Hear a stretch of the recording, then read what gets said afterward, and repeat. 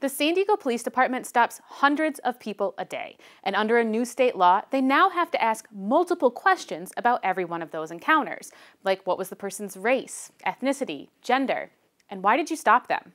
The department and the 7 other largest agencies in California will share this and other information for a highly anticipated state report on profiling coming in 2020.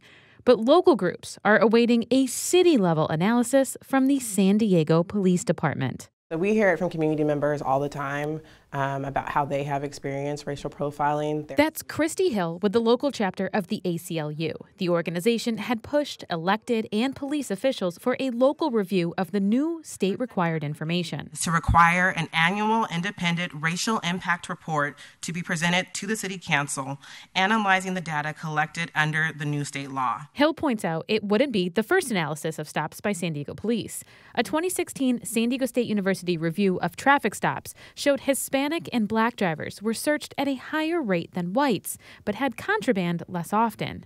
Hill says a review of the newly required information will offer a lot more insight. So it's not just stops that happen in your car, but also pedestrian and bicycle stops, which will be 2 new data points collected here in San Diego.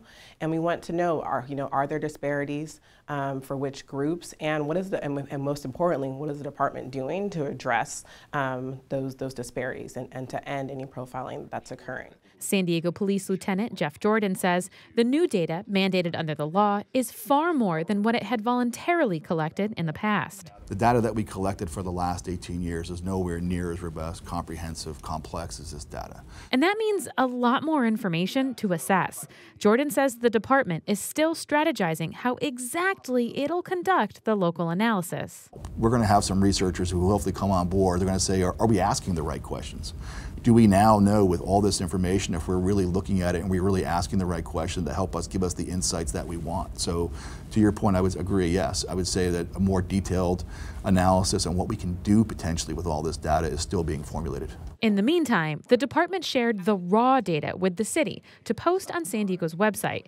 The department must upload the data in April to the state, which will publish it and the analysis in January 2020. But Jordan says the police chief wants to publish its local data earlier. So we're going to collect it. We're going to give it to them in quarterly chunks. That has been the chief's direction. He does not want to wait. He says the city didn't provide a set date on when publication would begin, but San Diegans can request the data now under the California Public Records Act and review it on their own.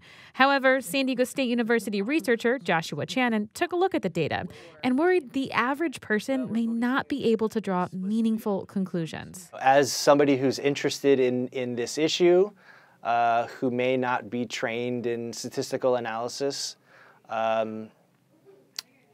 I don't know where they would begin. Channon is no stranger to police stop data. I'm an associate professor in the School of Public Affairs at San Diego State, where I teach in both the Criminal Justice Department and the Public Administration Department. He actually helped produce the report in 2016 that found Hispanic and Black drivers were treated differently in some situations than their Caucasian counterparts. There are a lot of steps to take before you can get to the point where I would feel confident in believing the kind of analysis that a lay person has put together.